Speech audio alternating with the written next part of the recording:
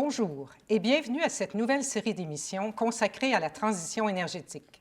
Je m'appelle Carole Neal et je suis membre du collectif Toujours Maître chez nous, Mekinac des Chenaux.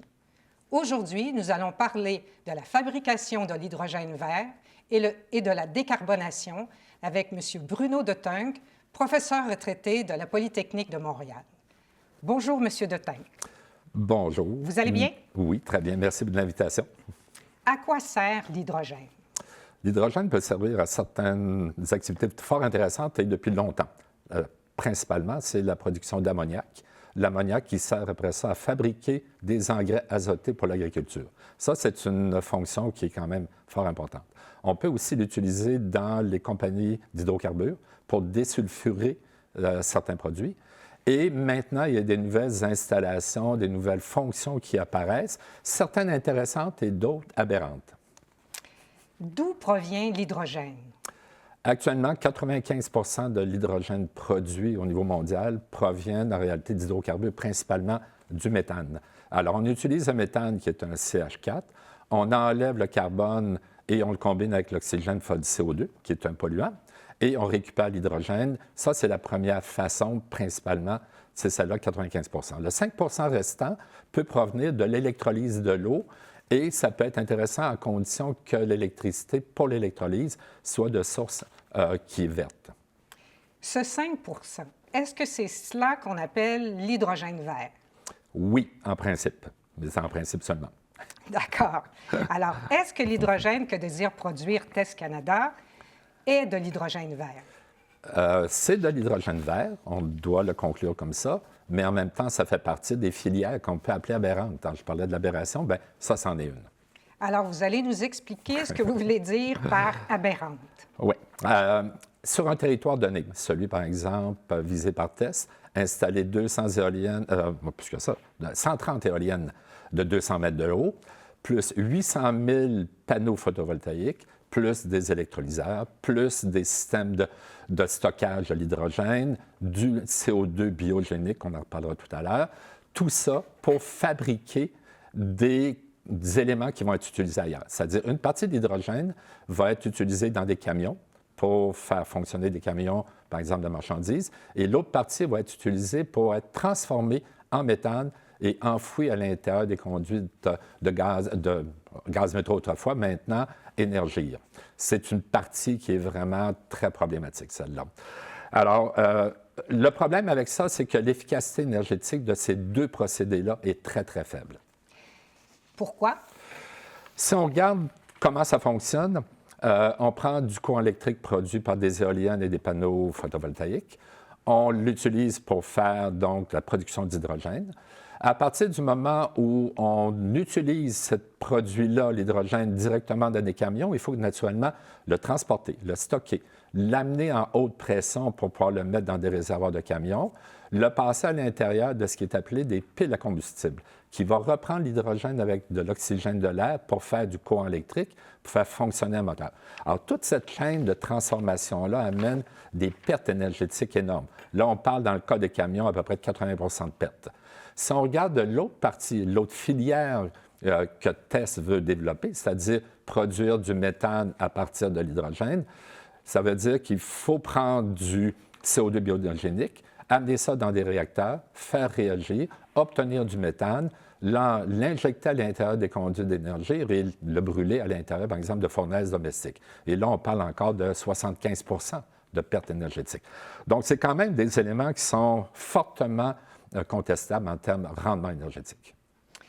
Alors, le méthane produit par TES permettra-t-il de réduire les gaz à effet de serre de la province, ce qu'ils appellent de la décarbonation de la province? Oui. Oui et non. C'est surtout non, tant qu'à moi. Non, parce qu'en réalité, ce qu'on fait, c'est qu'on va produire une quantité de méthane qui va faire partie, de ce qui va être alimenté dans les conduits d'énergie, mais une très faible proportion. Hein. On parle peut-être maximum de 5 du méthane à l'intérieur du méthane provenant de sources vertes. Le reste, c'est du méthane qui va venir de l'Ouest canadien, c'est du gaz naturel provenant de la fracturation hydraulique. Et là, on va continuer donc à utiliser du méthane provenant donc de champs pétroliers, gaziers et qui polluent énormément. Donc, cette partie-là n'est pas de la décarbonation, c'est en réalité de l'éco-blanchiment. On va mettre un petit peu de vert dans, en réalité, une masse de gris. C'est ce qu'on va faire. Oh. Vous avez parlé tout à l'heure du CO2 biogénique. Qu'est-ce que c'est le CO2 biogénique? En termes simples, c'est simplement du CO2 qui provient d'un élément à partir de masse, disons, de biomasse. C'est-à-dire, si par exemple, une compagnie brûle du bois, bien, en brûlant du bois, on va avoir du CO2 qui produit, puis on va pouvoir le récupérer puis l'utiliser.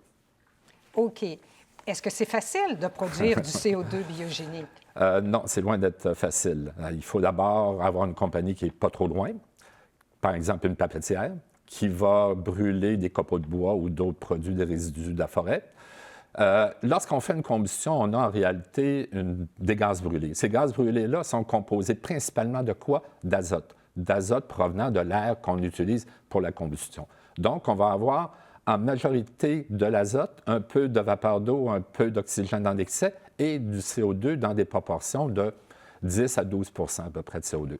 Ce CO2-là, il va falloir l'extraire de l'ensemble. On ne va pas prendre l'ensemble des gaz brûlés, mais on ne prend que la partie CO2. Il faut donc avoir des mécanismes de captation du CO2. Après ça, ce CO2-là, le stocker, le transporter, l'amener à l'intérieur de l'usine de méthanisation de tests. Et donc, c'est un procédé qui demande beaucoup d'étapes. Et à partir du moment où on a beaucoup d'étapes, on a naturellement des pertes. Finalement, il n'y a rien de simple là, dans ce système-là. Là. Je vous écoute, là, il y a beaucoup d'étapes de transformation, oui. Il n'y a rien de simple. Non, il n'y a rien de simple. Et plus c'est complexe, plus il y a naturellement des éléments de perte qui vont se rajouter. Et plus il faut de matière première aussi pour fabriquer tous ces éléments-là, qui sont les outils. Et à ce moment-là, on se retrouve avec ce que j'ai dit tout à l'heure, des rendements très faibles. Si au lieu de fabriquer du méthane, si on prend cette partie-là, au lieu de fabriquer du méthane, on prenait directement le courant électrique de test qui est fabriqué à partir donc d'éléments divers, on aurait la capacité de chauffer une maison unifamiliale québécoise pour à peu près 35 000 maisons. On pourrait donc fournir le courant électrique pour 35 000 maisons.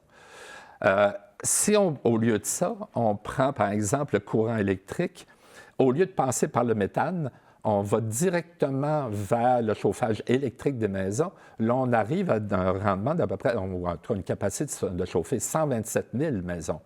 Et si ces maisons-là, en plus, on augmente leur rendement énergétique en mettant des pompes à chaleur, là, on arrive à une capacité de chauffer d'à peu près 380 000 maisons. Donc, on voit que entre la capacité de chauffer une maison avec du méthane venant de tests par rapport à la capacité de chauffer avec du courant électrique directement, bien, on voit la différence. Tout le reste, c'est des pertes inacceptables. Est-ce que c'est rentable économiquement de construire une telle installation? Pardonnez-moi. Non. C'est rentable à condition d'avoir... Bien, il y a eu des études de fait. Une étude très intéressante faite par Joanne Whitmore, qui est une chercheuse qui travaille aux études commerciales à Montréal, et Paul Martin, qui est un chimiste, et non pas le politicien. Un chimiste, c'est plus sérieux. Cette étude-là a démontré qu'en réalité, le méthane produit par test serait de 10 à 12 fois plus cher, la molécule, que le méthane venant de la fracturation hydraulique de l'Ouest canadien. Donc, ce n'est pas rentable.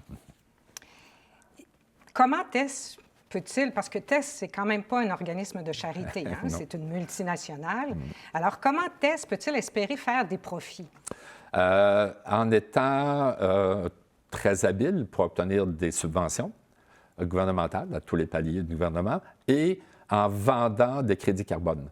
Ça, c'est les deux filières dans lesquelles TESS, on pense, peut viser, c'est-à-dire être capable d'utiliser les mécanismes actuels permettant d'avoir un bénéfice environnemental, mais en le détournant à ses profits. Et pas oublier qu'une compagnie comme TESS, c'est pas, vous l'avez dit, c'est pas une compagnie de service public pour le bien-être de la population, mais c'est une compagnie capitaliste et très probablement, les bénéfices vont être sortis du pays, vont s'en aller dans les paradis fiscaux, comme beaucoup de compagnies font actuellement. Donc, ce n'est pas une compagnie qui va être profitable au Québec.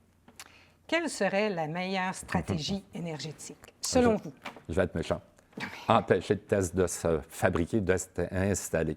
À partir du moment où on dit non à TESS, on est capable à ce moment-là de recommencer à étudier les besoins énergétiques du Québec de façon un peu plus logique et intéressante. Quelle serait la meilleure stratégie énergétique selon vous? Empêcher le test d'être fabriqué, d'être installé. D'abord, on va protéger un territoire.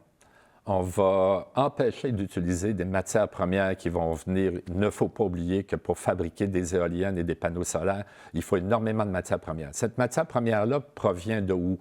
En petite partie du Québec, mais beaucoup d'extraction à l'extérieur. Donc, on va développer des mines pour pouvoir produire l'ensemble de ces matières premières-là. Ces matières premières-là, en les produisant, c'est très polluant. Donc, si on empêche des installations comme test, surtout pour le type de finalité qu'ils ont, on permettrait à ce moment-là d'avoir une économie sur les matières premières à ne pas développer. La meilleure énergie, c'est celle qu'on n'utilise pas. Autre stratégie, le gouvernement devrait axer sur des programmes d'efficacité énergétique et de sobriété énergétique. On n'aime pas beaucoup le mot sobriété parce que ça réfère à des éléments qui sont anxiogènes un petit peu. Décroissance, diminution, on n'aime pas ça. Mais en réalité, la sobriété peut être quand même relativement heureuse. On peut diminuer un paquet d'éléments qu'on consomme sans nécessairement se pénaliser en termes de confort. Alors, si le gouvernement était intelligent puis était aligné sur une évolution de transition énergétique réelle, il permettrait à ce moment-là de développer des programmes d'efficacité et de sobriété pour le bien-être de la population. Ça, c'est une façon importante. Puis en même temps, ça permettrait de ne pas faire en sorte d'avoir des compagnies qui délocalisent les profits. Alors, ne pas oublier que n'importe quelle compagnie qui vient s'installer ici, qui est de l'extérieur, on aurait à ce moment-là une capacité de contrôler un peu les flux monétaires. Dans le programme actuel d'électrification, le gouvernement provincial actuellement pousse beaucoup pour faire venir des compagnies étrangères, comme Nordvolt et d'autres, comme Test.